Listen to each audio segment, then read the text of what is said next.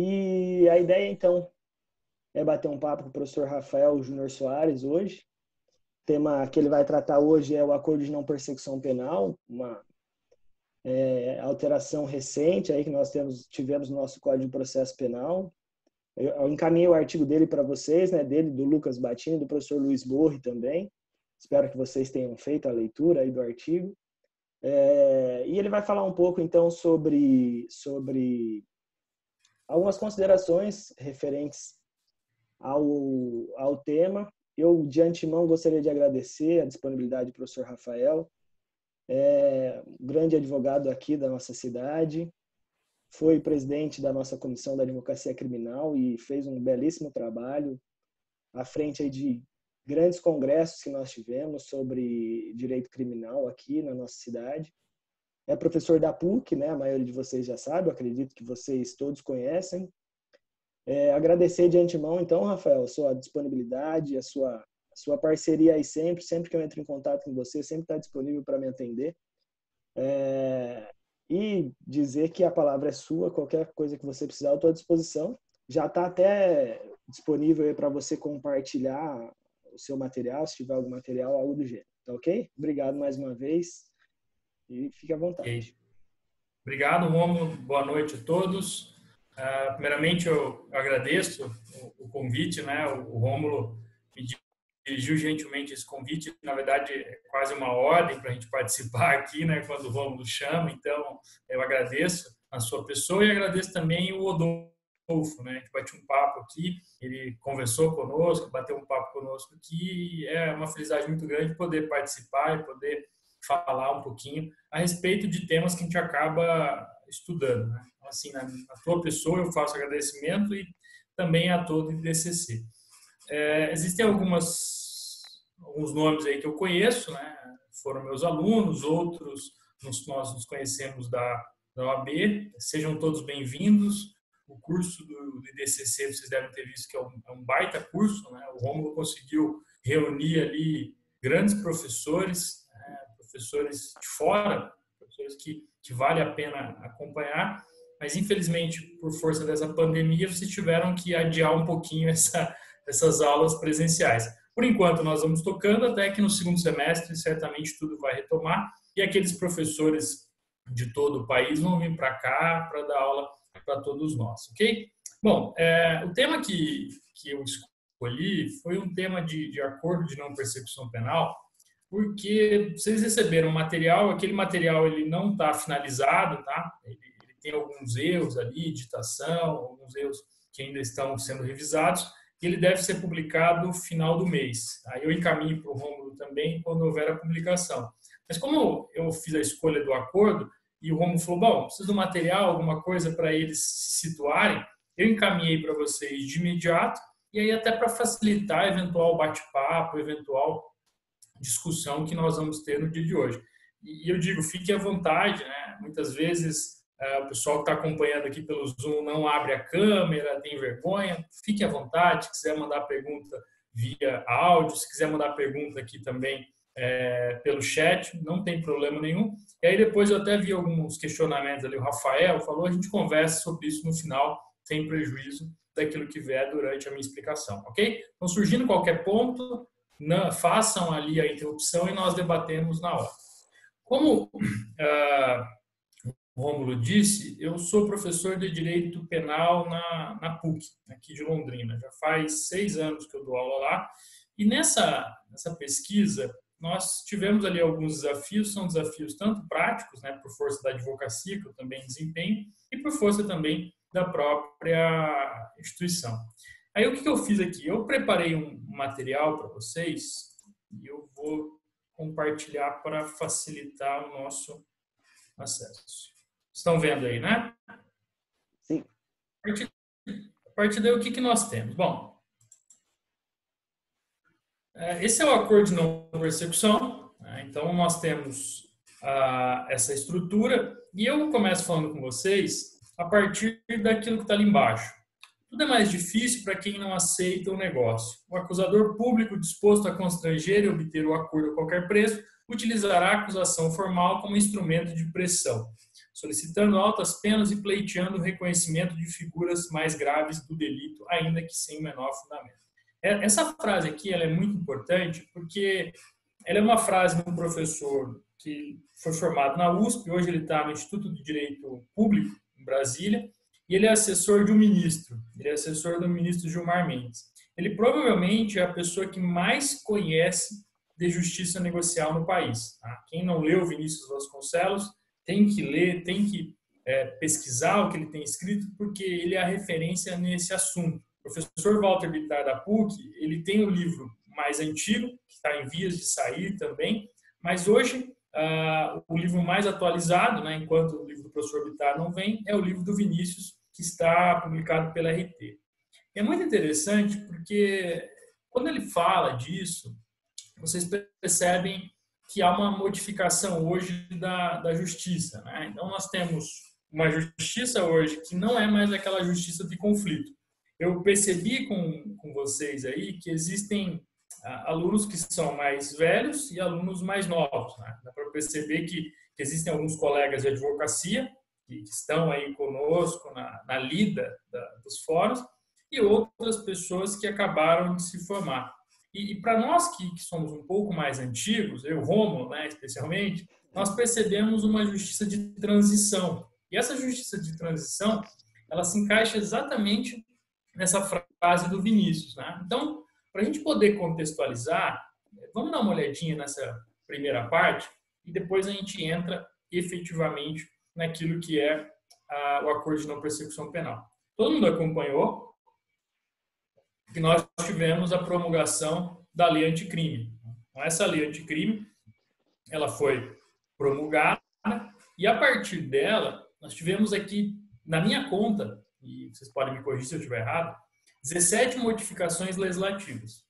Ela é certamente a modificação, a alteração legislativa mais importante dos últimos tempos, né? Desde 84, que nós tivemos reforma do Código Penal, reforma da Lei de Execução Penal.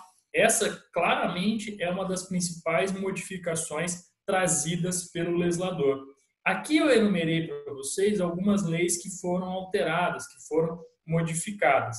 É claro que, ao falar de acordo de não persecução penal, a minha preocupação maior é o CPP, é o Código de Processo Penal. Mas vejam que eu faço uma alteração sem pensar muito, sem raciocinar, sem estudar e sem especialmente sistematizar em uma série de dispositivos. Isso, do ponto de vista organizacional, é terrível, que faz com que vocês não tenham uma coerência. O legislador ele reforma de maneira indiscriminada, sem que haja uma coerência. Então, aqui já fica nítida uma falta de sistematização nessa modificação. E certamente cada um de vocês começa a verificar o Código Penal, verificar a Lei de Execução Penal, verificar o Estatuto do Desarmamento e perceber ali modificações que são sempre pontuais. E do ponto de vista de modificações pontuais, isso gera uma crise no sistema. E muitas vezes vai faltar proporcionalidade, vai faltar referência, não é? Um dispositivo que já não bate com aquilo que está previsto. Então, essa é uma primeira dificuldade. Esse outro ponto aqui eu vou passar rapidamente, mas do ponto de vista de marketing, essa modificação ela é muito interessante. Né? A gente trabalhou com isso durante a tramitação do projeto e se falava numa lei anticrime. A lei anticrime é um nome marqueteiro muito bom. Mas notem que de anticrime não tem nada. No momento em que você examina os dispositivos, não há nenhum dispositivo que demonstre ali empiricamente algo que vai evitar a prática criminosa. Né? Pelo contrário, você tem uma modificação legislativa, de certa forma, problemática. Em que sentido? Quem olha para o Código de Processo Penal pode perceber ali alguns avanços. Né? O juiz de garantias, nitidamente é um avanço. O Brasil é um dos poucos países que ainda não adota essa sistemática de uma divisão, né, de um juiz na fase de investigação e um juiz na fase de julgamento.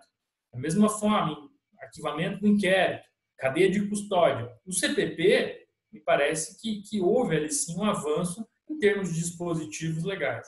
Mas no momento em que eu vou para a lei de execução penal, e aqueles que gostam de execução penal, vão perceber ali uma modificação que, do ponto de vista estrutural, é terrível, né? O Rômulo, que é um profundo conhecedor de execução penal, vai poder falar disso com muito mais propriedade, que no momento em que eu tenho uma DPF que reconhece o estado de coisas inconstitucional, eu tenho uma lei de execução penal que torna cada vez mais difícil a progressão, insere regime disciplinar diferenciado para mais hipóteses. Então, aqui há uma falta de lógica nessa modificação. E, da mesma forma, o Código Penal, que, em resumo, um único dispositivo, aumenta o tempo de cumprimento de pena para 40 anos. Aqui eu tenho uma modificação para 40 anos quanto a essa modificação, que mostra que o tempo no cárcere pode ser muito maior. Para a gente acelerar um pouquinho esse ponto, eu coloco para vocês aqui o anteprojeto. Isso é importante que se diga, porque na época vocês devem se recordar e vejam como é a história. Esse projeto anticrime, ele foi um projeto criado pelo ex-ministro da Justiça, né? Na época era o ministro já ex-ministro quando eu preparava esse material. E diante disso, vocês lembram que era um pacote sem qualquer justificativa, ele simplesmente não trouxe nenhuma fundamentação em relação à sua proposta legislativa, e na época chegou a mencionar que era uma proposta que não visava agradar os professores. Ele menciona isso, mas que não tem o objetivo de agradar professor nenhum, ignorando totalmente a dogmática, ignorando totalmente a academia. E no final das contas, no momento em que vocês comparam o resultado, o produto desses projetos, vocês vão perceber que a grande maioria dos dispositivos que foram aprovados não fazem parte do projeto anticrime. A gente acaba falando lei anticrime, mas praticamente o anteprojeto feito pelo ex-ministro foi ignorado. E a maioria dos dispositivos que foram aprovados são oriundos da comissão do ministro Alexandre de Moraes. O ministro Alexandre de Moraes, ele criou uma comissão à época, fez ali uma proposta de modificação legislativa e a maioria dos dispositivos são dispositivos conduzidos por essa comissão, que mostra que aquele pacote anticrime, ele não resultou na nossa lei anticrime. O marqueteiro venceu no final das contas, mas o produto, o resultado, ele não é esse que nós estamos vendo aqui. E para a gente fechar essa parte introdutória, nós temos aqui situações que foram excluídas, a legítima defesa, aquela situação de legítima defesa polêmica, que envolvia especialmente autoridades públicas, ela foi excluída. O plea bargain, isso aqui é importante que se diga, também ficou de fora. E o plea bargain, sim, ele traria uma revolução complexa para o sistema. Quem gosta de seriado americano vai ver isso aqui de uma maneira muito clara, em que eu negocio uma pena privativa de liberdade. O sujeito, ele confessa o crime e vai preso a partir do plea bargain. Nós não temos isso. O artigo 395 do CPP, que seria modificado, ele acabou ficando de fora. Mas não sejam ingênuos, porque isso vai voltar. Esse plea bargain, ele tinha apoio da magistratura, ele tinha apoio do Ministério Público, mas nós estamos tratando de um patamar diferente. O acordo de não persecução penal, ele pode ter seus problemas, mas trabalhar com o plea bargain é um salto a mais. Por enquanto, isso está de fora da nossa realidade legislativa. E também a execução provisória da pena. Por mais que o Supremo tivesse decidido nas ADCs 43, 44, 54, ainda ficava ali, né, pairava a ideia de uma execução provisória da pena, guiada muito pelo ministro da Justiça, ex-ministro da Justiça, que insistia na tecla da execução provisória da pena, apesar da decisão do Supremo Tribunal Federal. Como vocês sabem, mesmo com essa aprovação do projeto, posteriormente, o ministro Luiz Fux, ele dá uma liminar, uma medida cautelar na ADI, e hoje nós temos ali a suspensão de alguns dispositivos. Só para esclarecer, nós temos a suspensão do dispositivo do juiz de garantias, de forma indeterminada, e aqui sim há um risco, né, de que esse juiz de garantias não venha a ter vigência no país, infelizmente. O arquivamento do inquérito policial feito diretamente pelo Ministério Público também está suspenso, né, o artigo 28 caput. E, por fim, um dispositivo que passou, de certa forma, despercebido, mas que era muito importante, que é o dispositivo que afasta o juiz que teve contato com a prova ilícita. Aquela contaminação ela é óbvia de um magistrado, que é um magistrado que teve contato com uma prova ilícita. Esse também era um dispositivo relevante, mas que acabou sendo suspenso até que nós tenhamos uma eventual apreciação por parte do Supremo.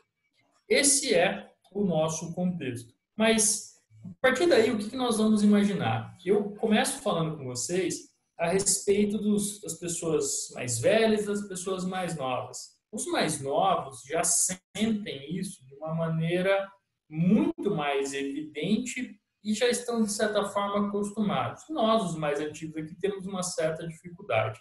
A ideia de uma justiça conflituosa é a maneira como nós aprendemos na faculdade, iniciamos a atividade judicial. Então, era sempre um conflito. Eu tinha ali situações muito pontuais de uma justiça negociada, mas a ideia era sempre o conflito. E a partir da década de... né, Rafael? Oi? Há uma advocacia mais reativa, né? Exatamente. É a forma como nós fomos... Opa, voltou? Voltou. É a forma como nós nos acostumamos, né? Uma advocacia reativa, conflituosa. E na década de 90, nós começamos a trabalhar com alguns institutos. Pessoal, podem ficar à vontade se quiserem se manifestar, perguntar. Com alguns institutos que já partiam para uma justiça negociada, mas que não incomodavam muito. E daí nós estamos falando exatamente do quê? Lei 9.099, não é? Então nós tínhamos lá a Lei 9.099, o Juizado Especial Criminal, trabalhando com transação penal e trabalhando com suspensão condicional do processo. Como os crimes eram crimes de baixa gravidade na transação penal e até de média gravidade na suspensão condicional do processo, isso nunca incomodou muito. Isso foi objeto de discussão no Supremo, mas nunca incomodou. Mas, num segundo momento, o que ocorre? Começam a trabalhar com acordos de leniência, isso voltado à pessoa jurídica, e uma lei que muda tudo, que é a lei das organizações criminosas, que é a tal da nossa colaboração premiada. A colaboração premiada, ela escancara o modelo de justiça negocial. E certamente vocês estão pensando aqui o seguinte, bom, nessa justiça negocial, eu tenho uma situação ali que é uma situação diferente. Porque, vejam, todo mundo aqui vai pensar algum caso que ocorreu no país e vai perceber que eu estou negociando crimes que são crimes gravíssimos. Eu posso enumerar aqui para vocês: organização criminosa, pena 3 a 8 anos. Lavagem de dinheiro, pena 3 a 10. Eu começo a avançar para uma justiça que tem uma quantidade de pena diferente. Isso liga o alerta. Bom, até onde nós podemos chegar? Eu nem vou entrar no mérito aqui daqueles acordos que são acordos absurdos. A gente entra numa outra temática. O sujeito seria condenado a uma pena de 60 anos e cumpriu 2 anos, 3 anos. Isso aqui é uma outra história. Mas percebam que me dá uma margem de negociação diferente. Então, a partir da colaboração premiada, esse modelo de uma justiça negociada, ele vem à tona e ele modifica a maneira como qual nós estamos acostumados. Uma maneira empírica, uma maneira prática, eu pergunto para vocês, qual a visão que vocês tinham de uma justiça? Você de um lado, promotor do outro e o conflito, é aquilo que o Rômulo disse. A partir de agora, não. A partir de agora, eu, como advogado, promotor, negociando. Assim, bom, o que é melhor nesse caso? Qual a pena adequada? Uma sistemática diferente, fazendo com que nós temos até algumas qualidades distintas. São qualidades do quê? Quem negocia bem aqui? Quem blefa bem? Porque o meu blefe, bom, eu tenho informação boa em troca de uma redução de pena. A sistemática, ela se altera. E nesse caminho de ampliação desses espaços de consenso, desse espaço de justiça negociada, surge a colaboração, que já é o consolidado, inclusive com uma modificação novamente feita pela lei anticrime. Vocês vão olhar lá a lei 12.850 e vão perceber que foi objeto de correção, alguns vícios, alguns problemas foram corrigidos. E nesse caminhão de coisas vem o quê? Acordo de não persecução penal e o plea bargain. O plea bargain não passa, mas o nosso acordo de não persecução penal passa. Pessoal, olhando para cá, eu trouxe para vocês o seguinte. Dê uma olhada nos requisitos para um acordo de não persecução penal. Então, antes de falar ali da origem, eu olho para cá e verifico. Para eu fazer um acordo de não persecução penal, eu preciso confessar formalmente, crime sem grave ameaça ou violência, pena mínima inferior a 4 anos. Se alguém aqui tiver curiosidade, um dia estiver sem nada para fazer, pegue o Código Penal e busque quais crimes têm uma pena inferior a 4 anos. Vocês vão se surpreender, porque grande parte, e eu posso afirmar sem medo de errar, 90% dos crimes previstos no Código Penal vão permitir o quê? Acordo de não persecução penal. O que eu estou dizendo para vocês é que praticamente a justiça está sendo esvaziada para essa possibilidade de uma justiça negociada. Se isso é bom, isso é ruim, a gente até pode discutir, a gente até pode refletir. Mas aquela ideia de um processo que vai tramitar com audiência e sentença, ela acaba sendo esvaziada a partir do momento em que eu trabalho aqui com um requisito, que é um requisito bem, vamos dizer assim, ampliado. Se antes a transação penal ela era cabível para crimes com pena até 2 anos e suspensão, pena mínima de 1, a pena mínima inferior a 4, ela permite com que eu aplique o acordo de não persecução penal para praticamente todos os delitos. Eu conversava com um colega do escritório hoje e ele analisando a lei dos crimes tributários, não é? A lei 8.137 e a lei dos crimes contra o sistema financeiro, 7492, ele se surpreendeu disso. Todos os crimes cabem. Eu falei, sim, exatamente isso. Estou permitindo aqui um acordo que vai albergar praticamente o ordenamento jurídico como um todo. O que vai sobrar são os crimes com grave ameaça ou violência que tem pena muito alta, mas o resto eu praticamente vou permitir todo esse acordo. E para a gente conseguir avançar mais um pouco, Já eu te respondo, tá? Diga. Pode perguntar. Acho que não era não, Rafa. Pode seguir. Pode seguir? Pode. Bom, para a gente tentar entender um pouquinho, vocês já devem ter visto que nós tivemos 2 resoluções. Nós tivemos uma resolução do Conselho Nacional do Ministério Público e depois uma resolução também do Conselho, mas em anos diferentes. Não é? E isso gerou uma série de problemas, porque eu estou tratando de norma de processo penal. Eu estou tratando de uma norma que modifica o CPP, tanto é que o CPP foi modificado. Isso gerou uma baita discussão, porque o Ministério Público tentava fazer acordos, mas os acordos muitas vezes não vingavam, porque por falta de legalidade gerava uma série de problemas. É interessante trabalhar com isso, porque no Paraná, o Paraná é o campeão de acordos de não persecução penal. E por que ele é o campeão? Por conta de Foz do Iguaçu. O Foz do Iguaçu, ele tinha ali um espaço que era um espaço de contrabando e descaminho. O contrabando e descaminho gerava uma série de acordos de não persecução penal, mesmo antes da lei. A partir da lei, eu tenho a resolução dessa problemática. E a gente olha para cá e verifica o seguinte, bom, o que eu vou precisar para ter um acordo? Essa confissão, crime sem grave ameaça ou violência, pena mínima e necessário e suficiente para a reprovação do crime. Esse último requisito, ele basicamente está trabalhando com o quê? Está trabalhando com o artigo 59, que a pena tem ali como objetivo prevenção e reprovação do crime. É a mesma ideia que nós estamos trabalhando aqui, mas a partir das condições. E nas condições que o sujeito vai trabalhar, eu vou ter que ter reparação do dano, renunciar ao instrumento, produto ou proveito, serviços à comunidade como a redução e prestação pecuniária ou outra condição. Tudo isso negociado com o Ministério Público, o juiz só homologa. Depois, nós temos aqui vedações, né? E essa vedação, que eu vou passar rapidamente, faz com que o juiz tenha que examinar algumas questões. Primeiro, prioridade para a transação penal. A transação penal ela é mais leve, ela é mais light e ela tem prioridade.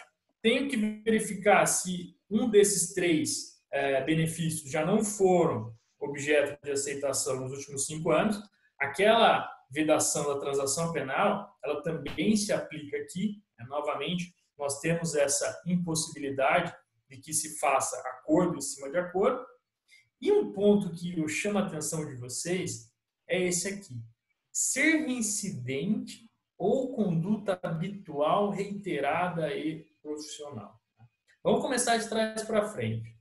No momento em que o código, no momento em que o CPP insere essa afirmação de conduta habitual, reiterada e profissional, eu já tenho um problemaço, que é a própria classificação, e eu chego aqui para vocês e pergunto, o que é isso? O que é o sujeito ser habitual, reiterado, profissional? Então, ser habitual são 2, 3, 4, 5 vezes cometidas.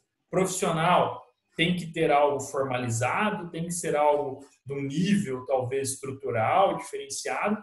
São conceitos extremamente abertos. E essa palavra reincidência, ela é algo que foi colocado de maneira proposital como um todo. E por que eu digo isso? O ser reincidente, ele é mais fácil de ser identificado porque ele está lá no artigo 63 do Código Penal. Mas notem como o legislador, ele trabalha com um dispositivo que é um dispositivo complexo, né? Existem várias pessoas que defendem a inconstitucionalidade dessa reincidência porque eu estou agravando a tua pena, estou prejudicando a sua forma de cumprimento de pena ou de qualquer outra consequência penal pelo que você é e não por aquilo que você fez. E apesar dessa discussão sobre a reincidência, isso foi ampliado. Vocês vão encontrar a reincidência sendo trabalhada na LEP, né? E daí o Rômulo novamente pode falar disso com propriedade. A progressão de regime, ela foi toda reconstruída utilizando da reincidência. O CPP, vedando liberdade provisória, também com esse argumento de reincidência.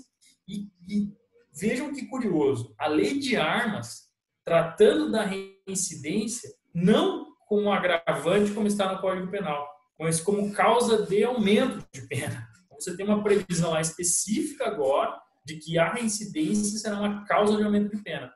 Tamanha, vamos dizer assim, a intenção de espalhar esse conceito, que não é um conceito que tem uma aceitação total por parte da doutrina, né? Uma série de dúvidas em relação ao emprego, à utilização dessa reincidência, e novamente aqui ela foi empregada como uma vedação.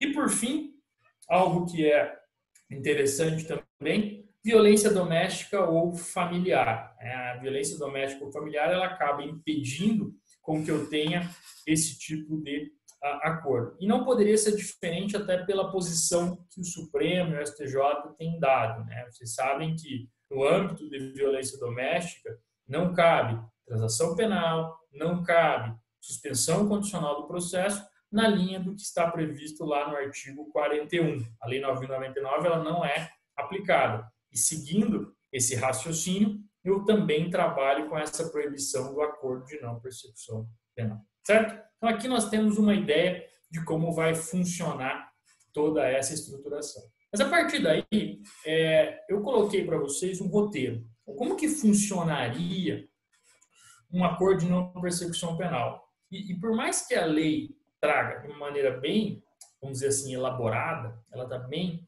estruturada, eu já começo a ter alguns problemas práticos que nós vamos falar mais à frente. Primeiro, formalização. Então, eu estou trabalhando com o Instituto, em que é um instituto em que, a partir daqueles requisitos que nós acabamos de ver, eu, investigado, isso se refere à fase de inquérito policial, eu, investigado, assumo a possibilidade de cumprir essas condições. Mediante essas condições, não é? Eu vou fazer esse cumprimento e, no futuro, extingue-se a punibilidade. Quem aqui advoga já vai perceber o seguinte: eu estou passando ali para um primeiro processo, né, que é um processo de formalização. O papel do Ministério Público ele se altera de maneira substancial, porque nessa formalização, com quem eu, investigado, vou ter que conversar? O Ministério Público. O Ministério Público vai ter que me chamar para conversar. Olha, vamos fazer um acordo de não persecução penal. Eu vou abrir mão do meu direito de oferecer uma denúncia contra você, porque esses requisitos estão preenchidos e essas condições vão ter que ser cumpridas. Se você cumprir, muito bem, ao final, extingue-se a punibilidade mediante uma decisão judicial. Mas vejam que o Ministério Público ele não está acostumado a fazer isso. Porque você vai ter que criar uma estrutura cartoral para o Ministério Público, para ele te intimar, para ele entrar em contato com você para fazer tudo isso. E vejam como a prática ela nos traz alguns desafios. Eu tenho visto situações que são situações onde você tem uma total, você tem um total desvirtuamento dessa ideia. Para eu ter a intenção de fazer um acordo, qual que é o primeiro passo? Ser chamado. Eu vou ter que ir lá, falar assim, olha, vamos fazer o acordo? Em muitos casos, o Ministério Público não tem chamado, oferece a denúncia, fala, olha, não cabe o acordo porque ele não confessou. A confissão formal e circunstanciada, ela é o quê? Ela é um requisito para fins de acordo na persecução penal. Mas eu nunca fui perguntado se eu queria ou não esse acordo. A própria confissão, ela não existiu porque eu nunca fui perguntado, eu nunca fui questionado. Então, essa confissão se dá de uma maneira voluntária, uma maneira espontânea, é óbvio que ela pode não existir porque depende de uma provocação do próprio Ministério Público. Nada impede, obviamente, que o investigado procure o MP. É uma possibilidade. Mas a gente já entra num cenário aqui que é um cenário de maior complexidade. Uma coisa é vocês... Rafa, só uma parte. Se você for pensar até o réu procurando o MP para fazer o acordo, pensando nessa questão do blefe que você falou, o cara que vai buscar o acordo, ele já meio que entra com uma carta a menos, né? Se você for imaginar ele buscando. E se isso surge só após o oferecimento da denúncia, o cara também já está pressionado por esse oferecimento da denúncia em buscar um acordo. Então, o problema na forma é muito grande mesmo, né? Perfeito. Mas aí o que acontece? Se é um acordo, ele tem que passar por uma negociação. Né? Eu nem vou entrar no mérito nesse momento se está certo ou não essa confissão. Mas o que eu digo para vocês é a estrutura cartoral, isso dá trabalho, ela transfere uma responsabilidade que era uma responsabilidade do Poder Judiciário. Se vocês olharem o Poder Judiciário hoje, quem que faz todas as comunicações? O cartório do Poder Judiciário. A partir de agora, eu vou ter que criar no âmbito do Ministério Público uma estrutura de ligar, de mandar ofício, de mandar intimação, que é diferente. Né? Isso também traz um ônus que nós modificamos a lei, mas não pensamos nesse ônus. Isso aqui é curioso porque durante a pesquisa daquele artigo, eu li a orientação do CAOP. O que é o CAOP? É um órgão auxiliar do Ministério Público, e daí eu li especificamente do Paraná.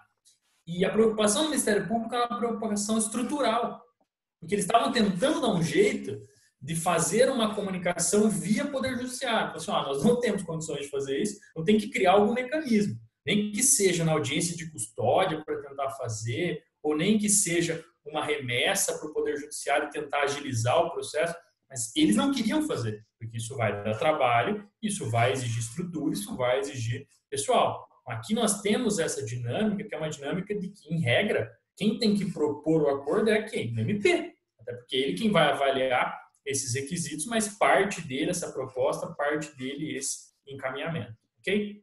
Bom, feita essa formalização, existe algo que vocês viram ali, que são as condições.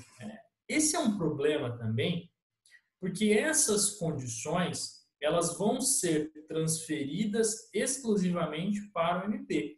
E o que a gente percebe é que você não tem muita margem de manobra para negociar. Você tem ali reparação do dano, prestação pecuniária e serviço à comunidade. Né?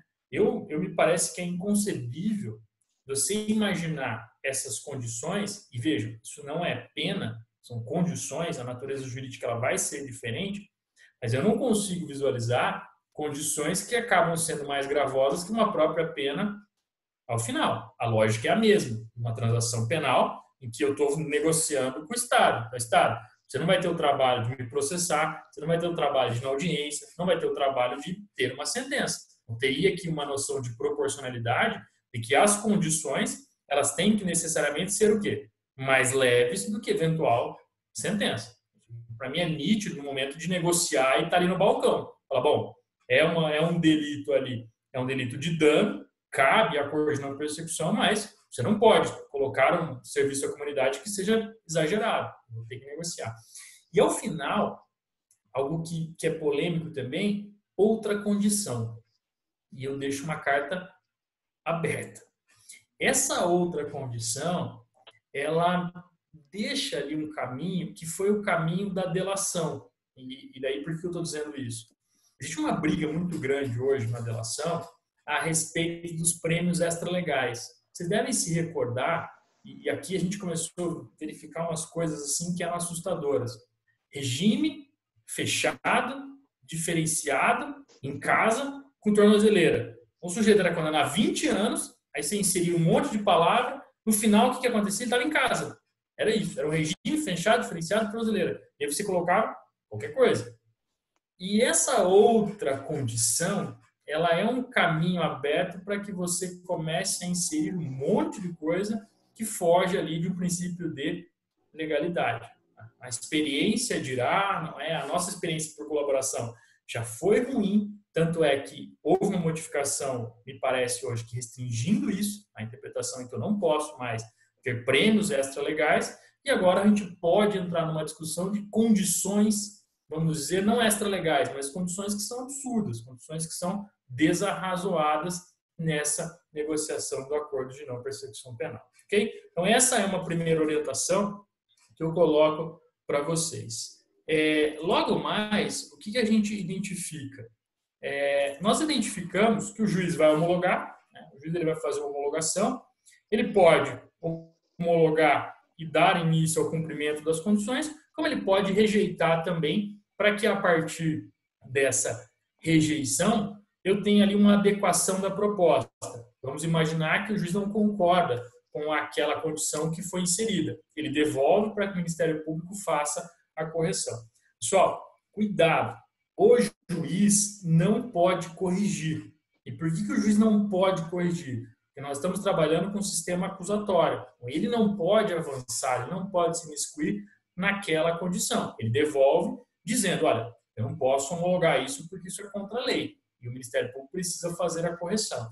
Vocês vão se recordar disso porque em alguns acordos, especialmente no Supremo, mas acordos de colaboração, o ministro Lewandowski e o ministro Teori rejeitaram.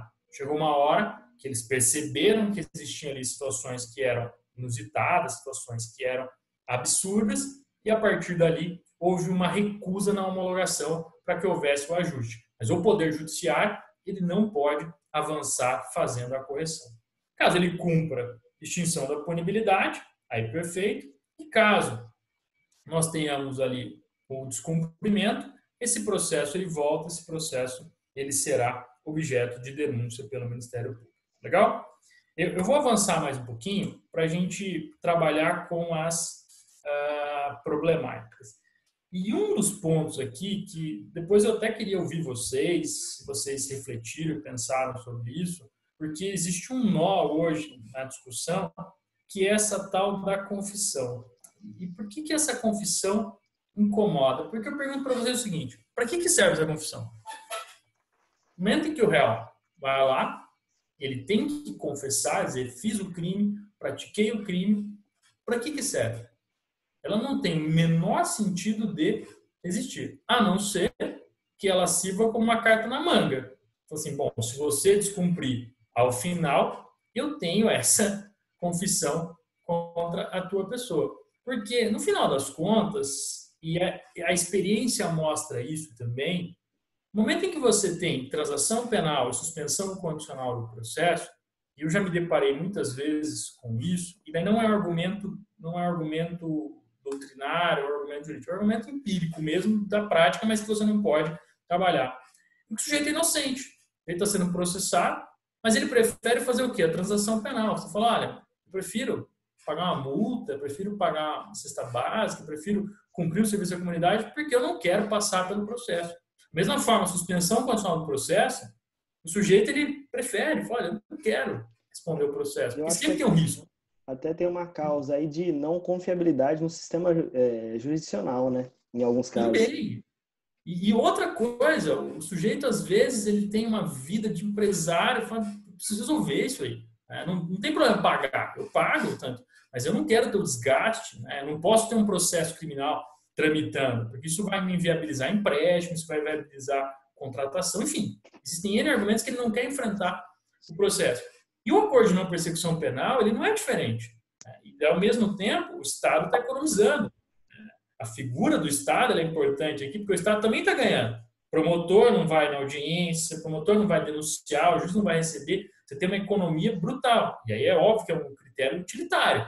Isso aqui é justiça utilitária. É justiça? Não sei. Mas está economizando? Tá.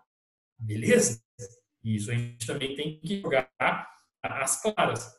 Só que essa confissão, ela é um problema. Porque no final das contas, o que eu posso fazer com essa confissão? Eu vou dar um exemplo. Imagine um servidor público, e esse servidor público ele é acusado lá de um crime contra a administração pública. Ele vai fazer o acordo. Ele fala, beleza, eu tenho que pagar quanto de reparação? 20 mil, cumpro as demais condições, mas eu tenho que confessar. O que essa confissão vai fazer? Essa confissão ela vai ficar lá, paradinha. Se ele, eventualmente, não cumpre com as condições, o Ministério Público já tem uma confissão formalizada, né, circunstanciada, e ainda, né, a lei acabou não prevendo isso, mas as resoluções previam que devia ser gravada com a presença de advogado, que isso é obrigatório, mas ficava gravado ainda. E bastava o quê? No processo, eu juntar essa confissão, acabou-se o debate, né? Por mais que eu não possa condenar só com base na confissão, é uma baita prova, né? Então, isso é um problema. E mais, vocês sabem que eu tenho responsabilidade administrativa e tenho responsabilidade o quê? Civil. Basta eu compartilhar a prova, lá no juiz civil não vai nem ter audiência de instrução. O juiz civil vai olhar e falar, meu amigo, tem uma confissão aqui, não precisa nem para instrução, acabou o debate. E, ao mesmo tempo, uma responsabilidade administrativa, que por mais que ele negue, ele trabalhe, ele vai ter um problema também em termos de demissão, etc. Então, a confissão aqui, ela me parece que é o maior problema e talvez a pedra de toque de uma discussão que vai chegar no Supremo. Já existe, acho que inclusive da Anacrim, tá, que você faz parte, uma ação direta de inconstitucionalidade, debatendo exatamente isso. Até pelo seguinte, o que mudaria se nós tivéssemos ampliado a transação penal? A transação penal é um acordo, eu poderia simplesmente colocar uma pena mais alta, normal, não teria nenhum tipo de problema. Então, a confissão aqui, ela realmente, a não ser uma tara, não é de que o promotor e o juiz falam assim, bom, se ele confessou, de fato, eu posso ficar tranquilo, ficar com a consciência tranquila, porque estou fazendo um bom acordo. Esse é o ponto que chama mais atenção. Existem alguns doutrinadores que já defendem, me parece de uma maneira correta, de que essa confissão é uma mera formalidade. Aí não serviria para nada. Mas, assim, o Ministério Público tem uma empolgação muito grande com essa confissão, dizendo vale, e lá no futuro eu posso utilizar. O que vocês devem ter visto no acordo, e eu vou superar esse tema, no artigo, desculpe, é que existe um detalhe, que é um detalhe que tem que ser examinado de maneira conjugada. O juiz de garantias, ele faria com que o inquérito policial ele ficasse de fora. Então, o que aconteceria? Processo, como é em todos os países da América Latina, ele ficaria excluído e serviria para que eu produzisse a prova na fase judicial, com a exclusão do quê? Da confissão. E aí me parece que faz sentido, porque aquela confissão ela jamais poderia ser utilizada. Ela ficaria de fora e dependeria do depoimento judicial. Com isso, você resolve. Mas a liminar Fux praticamente travou para a gente essa interpretação, porque, por enquanto, o inquérito acompanha, sim, a nossa ação penal e, diante disso, nós vamos ter que aguardar, talvez, uma decisão do Supremo até que se resolva esse ponto da confissão. Beleza? Um outro detalhe, e esse detalhe também me parece importante, é que essa questão do critério temporal, ele também vai entrar ali numa situação que é uma situação de norma material. E aí me parece que não tem dúvida alguma, apesar de uma certa resistência. O Instituto aqui, ele gera uma situação de extinção da punibilidade. Se ele gera uma extinção da punibilidade, é claro que ele vai o quê? Retroagir. O que vocês estão começando a ver na prática? É o oferecimento de acordos de não persecução penal, inclusive para ações penais que estão em trâmite. E aí, óbvio que, em caso de interesse, cabe inclusive a defesa provocar. Aqueles processos que estão em trâmite ou aqueles processos que têm sentença, cabe a defesa provocar, dizendo, olha, Eu tenho uma norma benéfica e essa norma benéfica aplica desde já. Essa aqui é uma interpretação que me parece que não tem como escapar. A gente tem aquela discussão do estelionato, que o pessoal ainda está conseguindo burlar, mas aqui me parece que não há como escapar, como fugir desse entendimento, desse encaminhamento, que é uma norma de direito material. Da mesma forma, um outro ponto que eu trago à reflexão de vocês é um ponto a respeito de desclassificação do crime. E daí vamos imaginar que eu tenha lá um crime de roubo, e houve um crime de roubo, naturalmente eu não posso ter o oferecimento do acordo de não persecução penal. Mas na sentença o juiz desclassifica por crime de furto. Perfeitamente também cabível esse acordo. Nesse ponto aqui, me parece também que não há nenhum tipo de dúvida em relação a isso.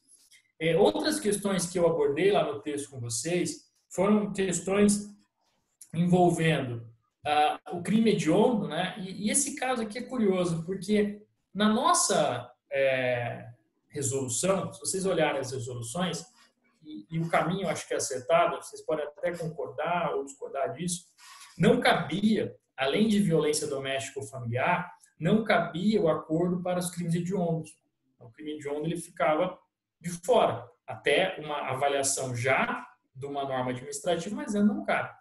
A lei, ela não diz isso. Ela não vai dizer a vedação para crimes hediondos. E neste caso aqui, eu tenho duas situações. Primeiro, aquele tráfico privilegiado, hoje, ele já não é considerado hediondo, não teria nenhum problema quanto a isso, né? Tanto em caráter de natureza jurídica quanto em quantidade de pena. E nesse cenário, eu tenho um campo muito amplo para acordos de não persecução penal, mas cuidado, o fato de eu ter esse acordo de não persecução penal vai fazer também ali com que eu tenha uns overcharging, né? Você vai ter situações onde era a causa da diminuição de pena, era tráfico privilegiado, mas você vai fazer imputação de tráfico para tentar evitar o acordo. Isso aqui, para mim, é muito nítido que você vai ter problemas de imputação em relação a isso na discussão.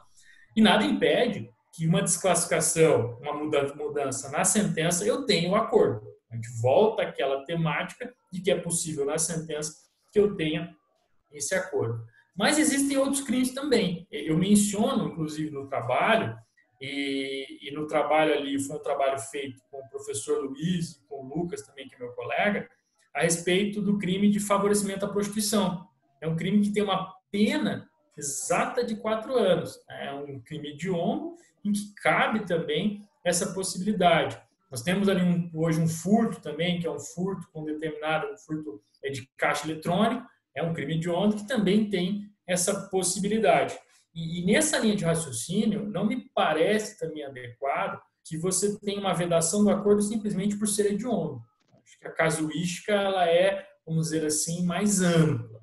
Aí você vai depender de uma fundamentação, vai ter toda uma discussão para dizer se cabe ou não. É claro que existem já algumas recomendações do Ministério Público se argumentar só o quê? A hediondez. A hediondez bastaria para você evitar o acordo de não persecução penal. Mas se nós formos comparar situações paralelas, como, por exemplo, liberdade provisória, revogação de prisão preventiva, simples fato da hediondez não é argumento para você vedar esse tipo de situação. Aqui também me parece um caminho que é um caminho bem trabalhado e bem raciocinado. Alguém falou alguma coisa? Ou só esqueceram ligar o lamerado? Esqueceram ligar. Beleza. Bom, eu avanço mais um pouco e vou trabalhar aqui com três situações que são interessantes, porque o nosso tempo também está se esvaindo, né? 3 pontos aqui que eu quero discutir com vocês. Bom, quando a gente pensa nesse acordo, em que eu tenho envolvimento muito forte da defesa em termos de investigação, o que nós estamos acostumados? Nós estamos acostumados com a justiça, uma fase judicial, em que a presença, obviamente, da defesa é obrigatória, e aí você vai ter o seu advogado particular ou a nomeação de um advogado ativo ou a própria defensoria pública. É essa a maneira que nós pensamos. Se eu faço um olhar para a fase de inquérito policial, eu encontro dispositivos esparsos dizendo uma obrigatoriedade da defesa. Como, por exemplo, a comunicação da prisão em flagrante deve ser encaminhada à defesa, à defensoria pública ou ao advogado da escolha do preso. Então, aqui eu tenho um traço, né, muito pontual a respeito da presença da defesa. Mas vamos retomar o começo do nosso debate e perceber o seguinte: a partir do momento em que eu tenho uma formalização do acordo, o Ministério Público vai te ligar, ele vai entrar em contato contigo. E a presença do investigado com o advogado, ela é obrigatória. Ele não pode negociar, ele não pode tratar a respeito do acordo sem a presença de um advogado. Ou seja, eu estou inserindo um dispositivo 28A, cuja presença do advogado ela é o quê? Obrigatória. E, claro, a partir do momento que eu tenho advogado particular, não há nenhum tipo de problema.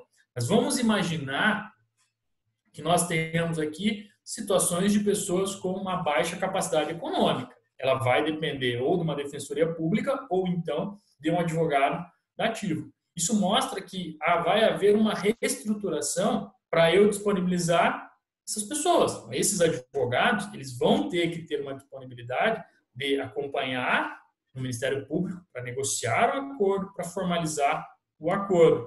E sinceramente, existe um pensamento, um raciocínio no âmbito da OAB, mas não se sabe muito bem como conduzir isso. Até porque, se essa formalização do acordo, se essa negociação do acordo, ela foi feita sem a presença de um advogado, isso lá no futuro vai gerar nulidade. Existe uma audiência fixada na lei, em que essa audiência é marcada pelo juiz simplesmente para fins do quê? De verificar a voluntariedade. Mas o que ficou no passado, em termos de negociação, em termos de tratativa, o juiz não vai acompanhar. E ele nem pode. O juiz ele só homologa pelos requisitos legais, mas ele nem pode avançar na esfera de negociação. Aqui nós temos um ponto que é um ponto que modifica, em termos novamente estruturais, em que essa liberdade concedida às partes, em termos também de uma justiça negocial, faz com que esse modelo de uma atuação conflitiva do advogado só na fase judicial, ela também seja alterada. E eu vou ter que preparar, eu vou ter que formar essa advocacia para que essa advocacia saiba atuar. E eu, como eu disse, brincando com vocês, aqueles que são bons de negociação, isso vai facilitar. Eu vou trucar lá perante o Ministério Público e dizer, não, isso aí está muito alto, está muito pouco. E aqueles que não negociam bem vão ser prejudicados, talvez por condições que são condições mais gravosas. Existe aqui uma situação também, que é uma situação muito pontual e muito curiosa. Tem um artigozinho que vai sair, que é um artigo meu e da Beatriz Dager. Ele vai sair no Conjur até semana que vem. Tratando do acordo de não persecução penal, os crimes tributários. E por que em crime tributário? Porque aqui nós temos um problema. Vocês olharam no comecinho do nosso debate, da nossa conversa, que um dos requisitos é a reparação do dano. Eu tenho que reparar o dano. No crime tributário, naturalmente, o dano é o desvio, aquela sonegação fiscal feita pelo investigado. E aí o que acontece? Se eu pago o tributo, eu tenho uma causa de extinção da punibilidade. Eu tenho lá, numa lei de 2003, uma causa de extinção da punibilidade, a qualquer tempo. Então, se eu pagar a qualquer tempo, o processo criminal se encerra. E da mesma forma, se eu parcelar esse tributo antes do recebimento da denúncia, o processo, ou a investigação, melhor, ela suspende. E daí, verificando isso, eu pergunto para vocês o seguinte: compensa o sujeito reparar o dano no caso de acordo de não persecução penal? Porque vejam só, se eu chegar para o Ministério Público e falar o seguinte, eu quero reparar o dano, ele fala, ok, vamos fazer o acordo. Mas mesmo que eu reparei o dano, o que se aplica? A extinção da punibilidade. E acabou. Sem qualquer ônus. Eu não tenho nenhum ônus. Não precisa avaliar o quê? Se crime tem pena de tanto, não precisa avaliar reincidência, não precisa avaliar nada. Acabou. É uma causa de extinção da punibilidade, acabou. E se eu parcelo, eu falo, eu não tenho dinheiro para reparar o dano. Ou o Ministério Público fala, bom, vamos fazer um acordo, você paga parcelado. Mesmo que eu faça isso, o parcelamento ele já suspende uma outra situação. Ou seja, nos crimes tributários, eu não posso incluir a reparação do dano como condição. Se eu for fazer a reparação, se eu for fazer o acordo, essa condição de reparação de dano tem que ficar o quê? de fora, ela tem que ser excluída. Porque se eu estou disposto a pagar, qualquer outra norma que eu aplico, ela é melhor do que o acordo de não persecução penal. Aí vocês podem até concordar comigo e falar assim, bom, mas daí vai ficar muito vantajoso para o sujeito.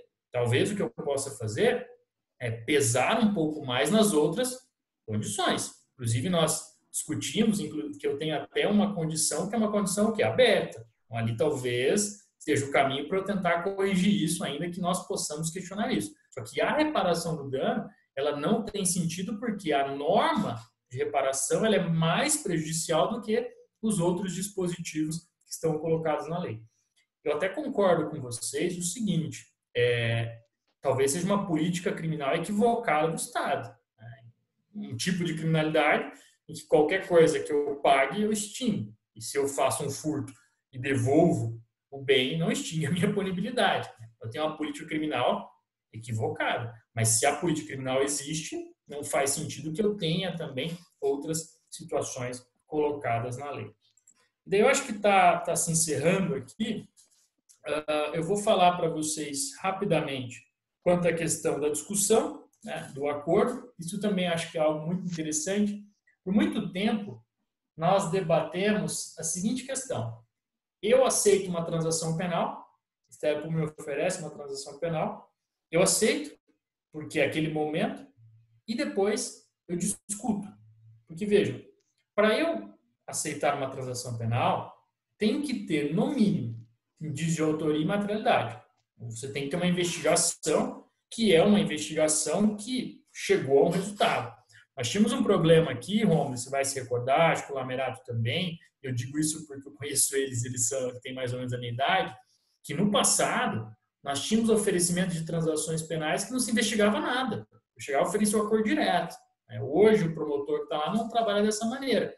Mas para eu oferecer transação penal, eu tenho que ter uma base para oferecimento de denúncia. Então, tem que ter esse mínimo possível. Da mesma forma, o acordo de não persecução penal, ele pressupõe uma justa causa. Eu tenho que ter uma autoria e tenho que ter uma materialidade, porque senão é caso de arquivamento. Mas pode ser que eu aceite esse acordo e depois discuta. Eu entro com habeas corpus, eu impetro habeas corpus e a conduta é atípica. Não existe crime aqui. O que o Ministério Público está dizendo, não existe no ordenamento jurídico, essa conduta é atípica. E por muito tempo, na transação penal, se impedia que a defesa discutisse via HC, dizendo, a partir do momento que você aceitou a transação penal, você não pode mais debater. Mas vejam, por mais que eu aceitasse, o que eu estava cumprindo? Eu estava cumprindo pena de multa ou então pena restritiva de direito. Eu tinha consequência na minha esfera ou patrimonial ou de liberdade. E nessa linha de raciocínio, aparentemente o acordo de não persecução penal que foi objeto de aceitação não inviabiliza e também não impede eventual discussão por habeas corpus, seja numa questão de excludente de tipicidade, uma situação de excludente de antijuridicidade, desde que observe, obviamente, os limites do HC. Perfeito? A Patrícia perguntou, professor, estão nomeando dativo para o acompanhamento do acordo? Sim, para os réus, sem advogado constituído. Patrícia, até onde eu tenho conhecimento, está se tentando chamar a Defensoria Pública. Tá? A Defensoria Pública. Mas muitas vezes o que tem ocorrido. Tem ocorrido é o seguinte, aí a gente entra num problema. Duas posturas. O Ministério Público tem, no momento da denúncia, ele investigou, ofereceu a denúncia, e ele oferece a denúncia e fala, não cabe acordo porque não confessou. Mas veja, eu nunca fui chamado para confessar. Isso aqui me parece que está equivocado. Ou oferece a denúncia e notifica o investigado, né, já denunciado, para que ele se manifeste sobre o acordo de não persecução penal. E se ele der o sim, aí eles vão ali à mesa para a negociação. Tá? O modelo não é esse. Isso aqui está errado. Porque o que eu estou fazendo? Eu estou transferindo aquela carga, que é aquela carga cartorial, para o Poder Judiciário. E aqui o papel é diferente. Vou mostrar para vocês, e aí daqui a pouco a gente já encerra. Okay. Para não tomar o tempo numa sexta-feira de vocês, né? Isso aqui é uma orientação do Ministério Público Federal. E olha que curioso. Intimar o interessado para comparecimento na procuradoria para tomar conhecimento da investigação criminal e da proposta de acordo de não persecução penal. E daí, no momento da intimação, preenchimento de avaliação socioeconômica. Essa postura aqui ela é muito correta porque está se entendendo qual que é o papel do Instituto. O papel do Instituto é chamar para conversar no Ministério Público. Então, esse aqui é o caminho que tem que ser feito. É óbvio que a gente ainda não tem uma uniformidade. Eu não posso dizer para você que o Ministério Público inteiro de Londrina está trabalhando assim. Eu sei também de casos que intimou, etc.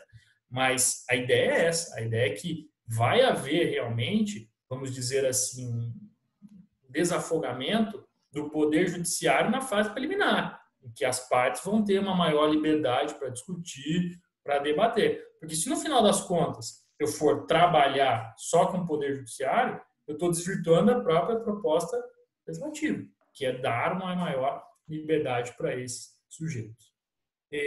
O Richard, se pensarmos essa confissão só serviria para indiciado e réu culpado, pois o inocente de cometer um crime de autoacusação falsa para poder celebrar um acordo. Então, Richard, mas isso que a tua pergunta é ótima, mas no seguinte sentido: eu sou inocente, mas eu quero fazer o acordo. Eu não quero arriscar o processo, por N motivos. E eu vou ter que confessar, e se eu chegar perante o Ministério Público e disser, olha, eu quero o acordo, mas eu não vou confessar porque não fui eu. Você travou o acordo.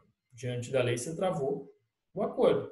E essa confissão ela pode me gerar N problemas, né? N problemas em outras áreas, em outros quesitos. E é por isso que, aparentemente, essa confissão, ainda que exista, ainda que ela seja feita, ela não pode ter validade para nada, inclusive contra o denunciado.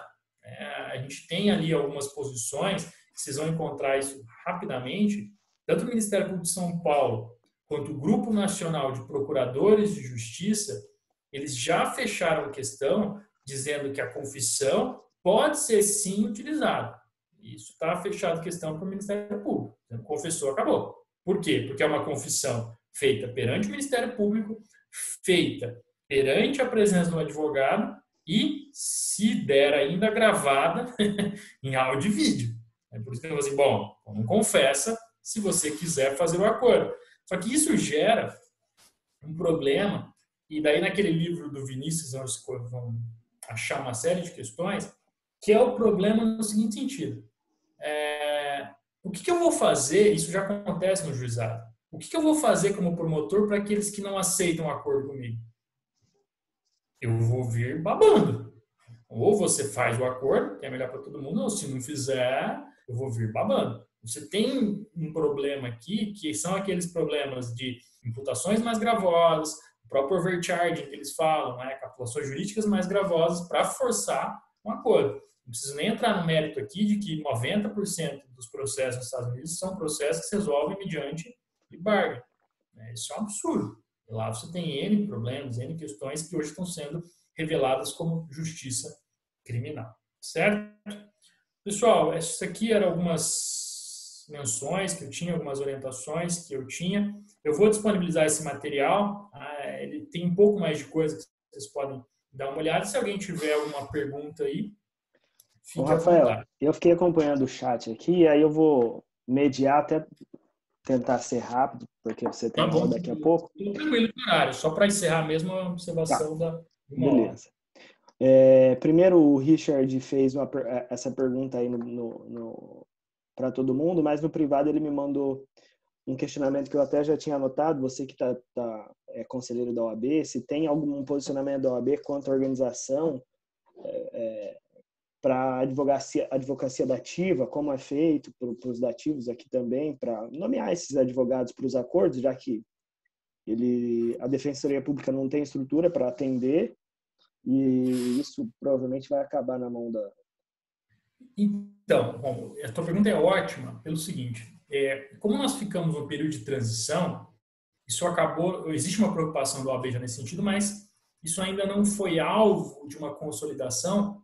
Por quê? Porque esses encontros não estão acontecendo.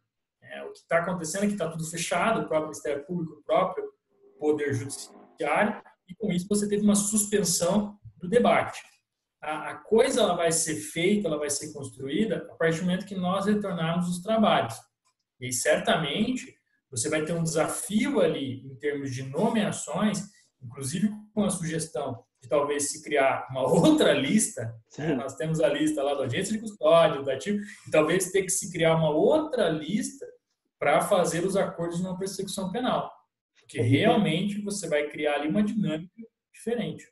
E até pensar em, às vezes, algumas capacitações para acordo, né? Negociação.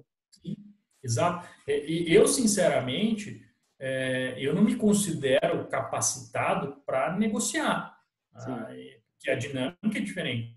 Existem grandes advogados que se especializaram na delação premiada, talvez não pela qualidade técnica do enfrentamento no processo, mas pela qualidade técnica de negociar.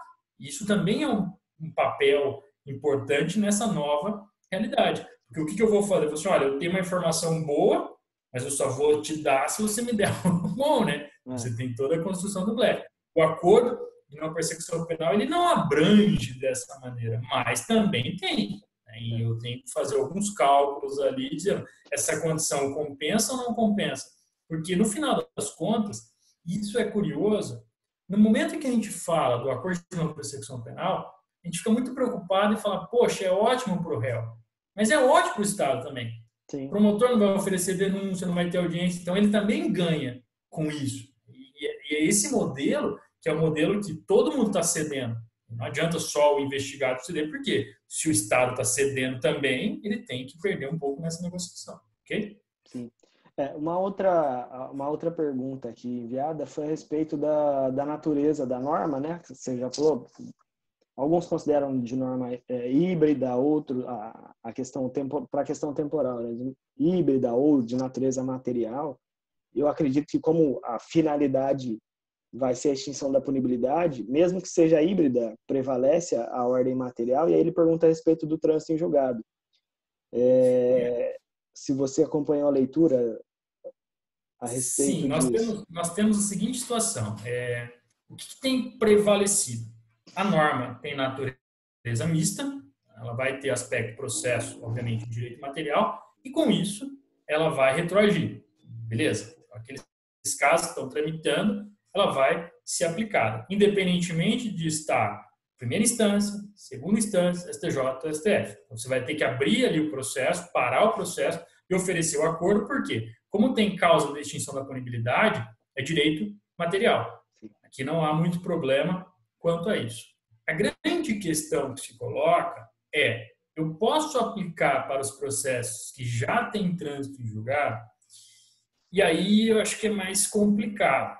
Existem dois professores que estão defendendo que sim, no espaço ali de 5 anos, que seria 5 anos a partir da condenação, que foi mais ou menos uma improvisação a partir da reincidência que eles criaram, você poderia aplicar. Mas eu, sinceramente, diante da coisa julgada, eu tenho uma certa dúvida.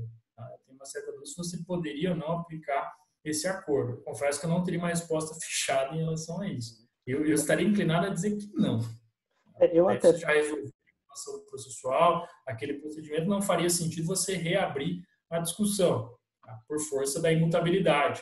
Até a hipótese de visão criminal, enfim, não me parece que essa norma vai atingir. Mas, da mesma forma que os professores estão improvisando, eu também estou improvisando.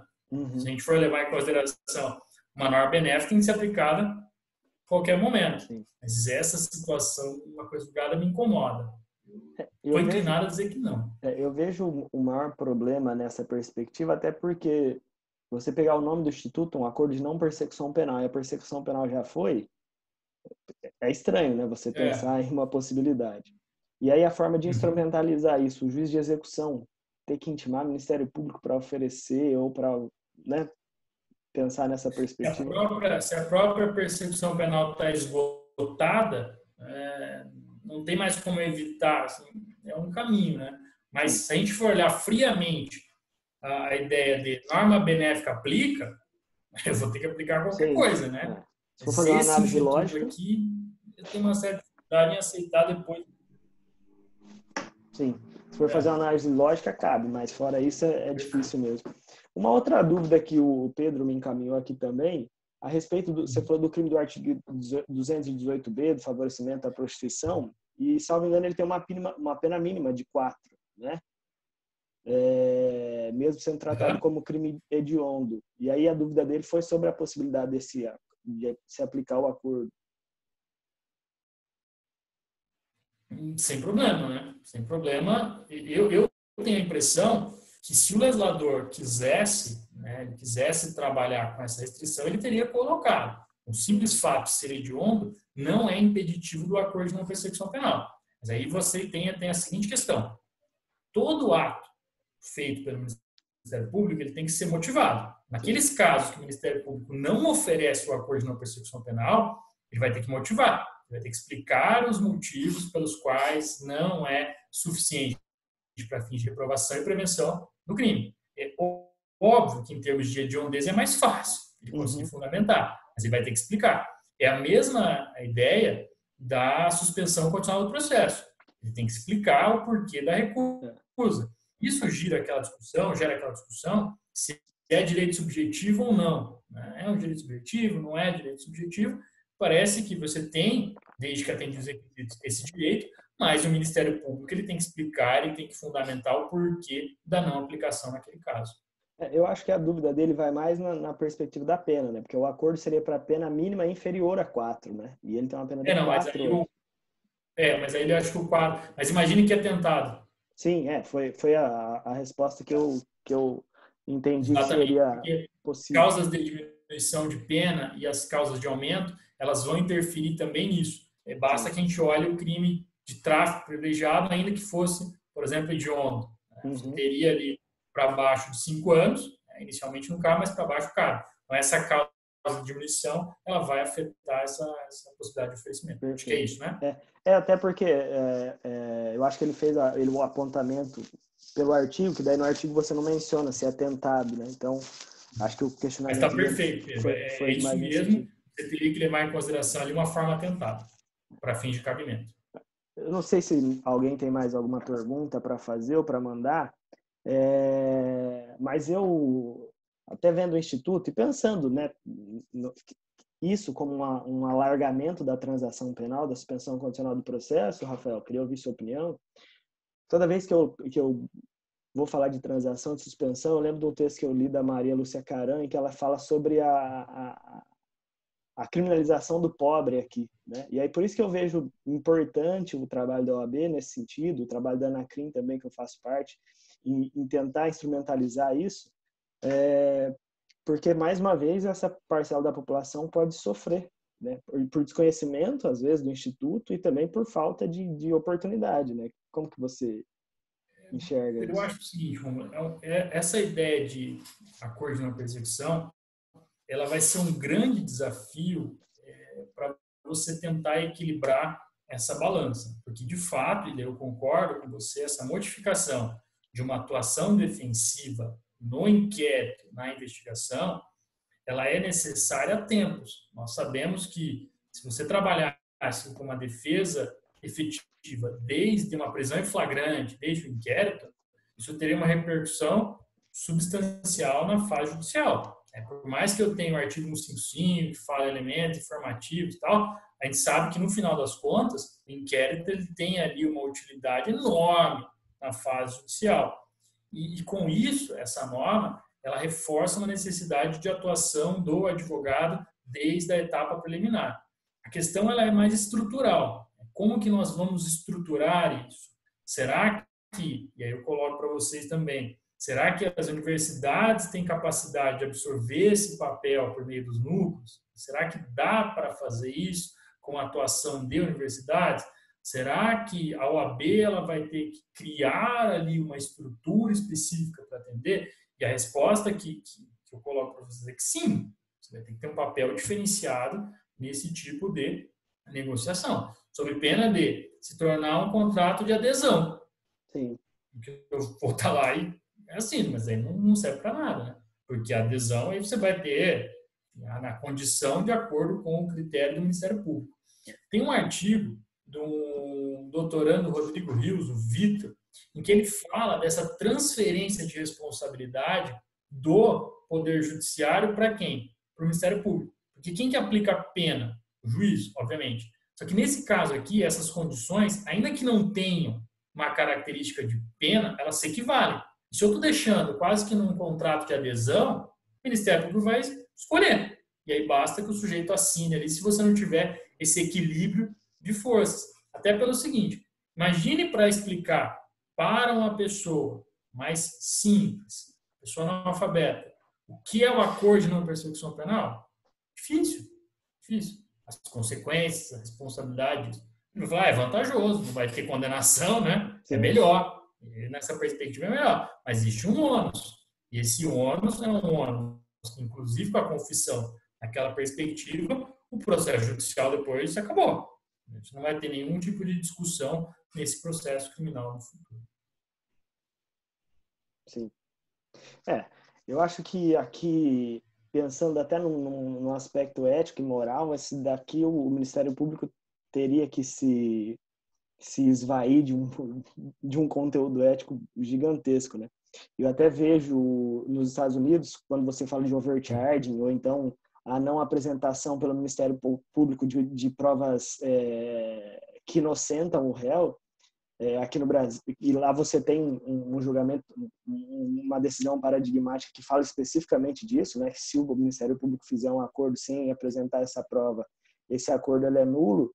Aqui no Brasil, eu acho que a gente engatinha muito ainda nessa perspectiva, né? Porque o que eu sempre falo para os alunos é: só o Ministério Público chama para fazer uma delação ou chama para fazer um acordo, ele já tem essa carta na manga e eles têm um aparelhamento para isso, né, Rafael?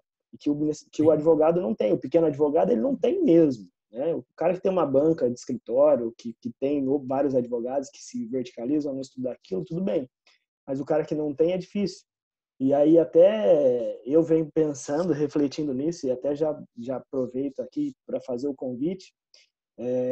A minha ideia é criar um programa de capacitação para jovens advogados nessa perspectiva. Até dentro da Anacrim mesmo. O meu projeto dentro da Anacrim, como presidente da comissão de eventos, é isso. Para jovem advocacia, criar um núcleo de capacitação continuado, como o próprio Ministério Público tem. Os caras têm tudo. Os caras se reúnem anualmente para estudar, a magistratura também. Então, a gente precisa se organizar enquanto entidade, instituição, OAB. Eu falo pela Anacrim porque eu estou atuando mais lá, mas enquanto a gente atua na OAB também, a gente fazia alguns treinamentos desses, alguns cursos, você com audiência de custódia, principalmente. Então, eu acho que enquanto a gente não se aparelhar, vai ser difícil essa E notem negociação. como isso é interessante, porque essa confissão, e daí vocês perceberam que me incomoda, né? Essa confissão ela gera preguiça. Você não vai investigar. Se o sujeito chegar lá e confessa, por que você vai investigar?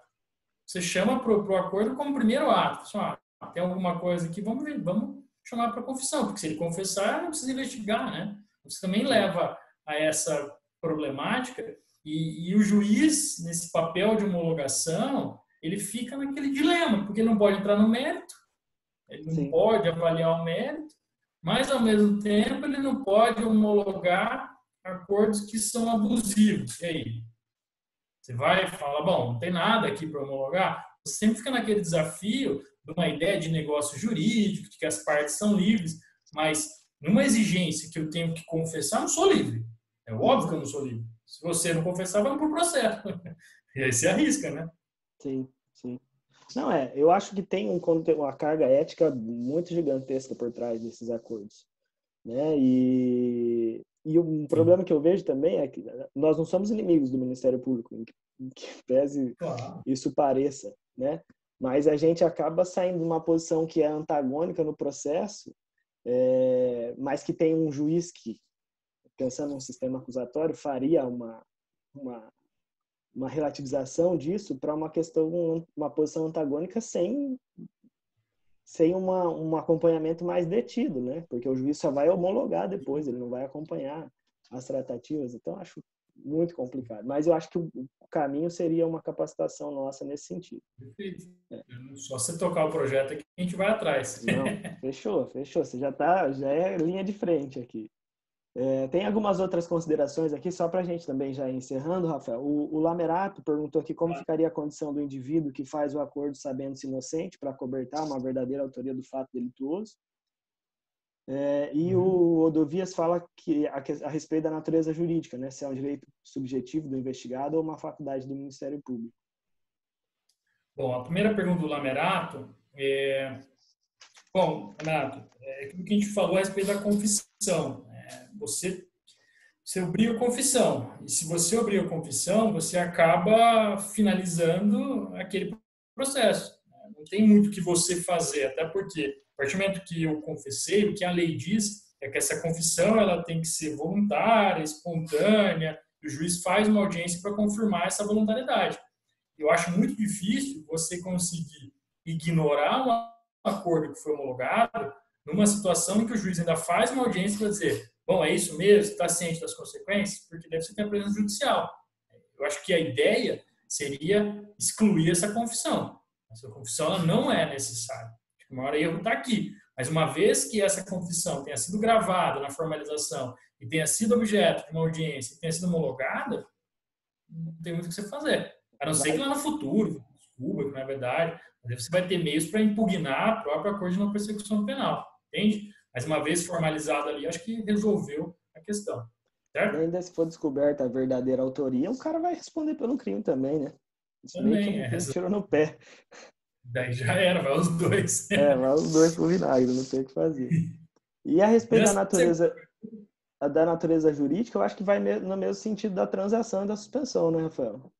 No começo, vocês vão se recordar disso, na transação e na suspensão, especialmente o professor Bittencourt, ele defendia muito que era um direito subjetivo, né? Mas no final das contas, ele acabou sendo vencido, dizendo que o juiz, né, quer dizer, o Ministério Público vai avaliar os requisitos e, de qualquer modo, ele precisa fundamentar para que haja um controle judicial. O controle judicial é esse controle aqui, que é essa possibilidade de oferecer ou não. De qualquer modo, se o juiz não homologa, cabe recurso em sentido estrito. Você tem ali uma introdução no 581 de que se o juiz não homologa, cabe recurso em sentido estrito. E da mesma forma, a vítima ela é cientificada e tudo mais. Esse material que eu selecionei hoje é um pouquinho diferente do que você receberam. Eu vou encaminhar, se alguém tiver curiosidade, dá uma olhada lá também. Beleza? E por último, a pergunta que o Richard mandou, só para fechar, é questão de ação privada. Se tiver uma pública e uma privada nos meus procedimentos, se cabe... Eu acredito que vai caber o MP oferecer, né? Assim na privada? Então, aí é a curiosidade. Eu estou inclinado a te dizer que na privada não vai caber. Não vai caber, né? Mas não tem uma vedação expressa ainda. Não vai caber o acordo. Porque na própria transação e suspensão, você tem aquela discussão, né? Que a parte, mas a parte não é obrigada. Sim. Se o acordo de não persecução a vítima quiser oferecer, oferece, mas não é obrigado também. Entendi. Você cria uma certa incongruência no sistema, mas você dá maior liberdade para a vítima como querelante. Sim, sim. E vai ter outros institutos, né, possíveis ainda. Sim, exatamente. Perfeito, Rafael. Eu sei que você tem aula daqui a pouco. Queria agradecer aí mais uma vez sua disponibilidade. Se você quiser também, o espaço está aberto para você falar dos livros que você recém publicou aí também. Eu ia falar o seguinte, eu queria agradecer o convite, agradecer a presença aí, tem bastante gente que nessa sexta-feira se dispôs a acompanhar um pouco aqui o nosso debate. Como eu disse, é muito mais uma discussão e essas perguntas são frutíferas, são interessantes, porque é um instituto novo e óbvio que muitas vezes a nossa conclusão pode se modificar daqui 1 mês, daqui 2 meses, porque a gente vai acompanhando essa realidade. Então, agradeço aqui o acompanhamento, a presença de todos e como o professor Rômulo disse, nós lançamos, eu e a Beatriz Dagler, nós lançamos recentemente um livro, um Código Penal Anotado. E eu vou entregar duas cópias para o Rômulo, aí depois ele sorteia aí com os alunos. Eu vou te encaminhar, aí depois você faz um sorteio como você achar mais adequado. É um Código Penal Anotado, tem ali as indicações de súmulas, de decisões, e por enquanto eu te encaminho e depois você vê como você faz o sorteio. Mas eu agradeço imensamente a presença de todos e me coloco à disposição. Vocês vão receber meu e-mail, enfim, qualquer meio que vocês quiserem me contatar, falar comigo, eu estou à disposição. E obrigado pelo convite. Perfeito, Rafael. Agradeço mais uma vez. Me manda 3 livros e depois me passa a conta que eu quero um para mim também. Ah, não, mas aí eu tenho de graça, então eu mando 3. Não, Fica tranquilo. tá fechado. Tá Obrigado mais bom? uma vez, Rafael. Boa aula aí para você. Qualquer coisa que você Valeu. precisar também, estou sempre à disposição. Tá bom. Obrigado, boa noite a todos. Falou. Um abraço. Tchau, tchau. Tchau, tchau. Pessoal, queria agradecer aí mais uma vez a presença de todos, né? Eu já estou vendo uma nova possibilidade com um novo professor para daqui uns 15 dias, eu acho que vai ser dia 22. É. A maioria dos professores está com a agenda mais fácil na sexta-feira. Não sei como que é a organização da casa do pessoal, com vocês também, mas sexta-feira acabou tendo uma adesão boa. Então, muito provavelmente, se eu conseguir acertar com ele, eu vou tentar marcar já para a próxima, para sexta-feira, no dia 22, tá? Mas aí eu aviso depois, só estou terminando de fechar alguns detalhes com os professores. E aí, assim que o Rafael também manda o material, eu passo para vocês no grupo. E se vocês tiverem qualquer dúvida sobre o tema também, lógico, eu não verticalizei o estudo igual o professor Rafael, mas mandem lá no grupo, a gente vai discutindo aí durante a semana, beleza? Ficou alguma dúvida no mais? Vocês estão bem? Gostaria de saber se vocês estão bem, se a quarentena está tudo tranquilo aí, como que foi? Todo mundo bem? Maravilha. Que bom, bom ver vocês bem então, tá? Fiquem com Deus então, um bom final de semana para vocês. Pessoal que recebeu o livro aí do Alexandre que a gente encaminhou também, se tiver qualquer dúvida, manda lá para nós, Lamerata, a Júlia e a Débora aí também. Qualquer coisa eu estou à disposição, beleza, gente? Lembrando que essas atividades elas não vão substituir as nossas aulas, tá?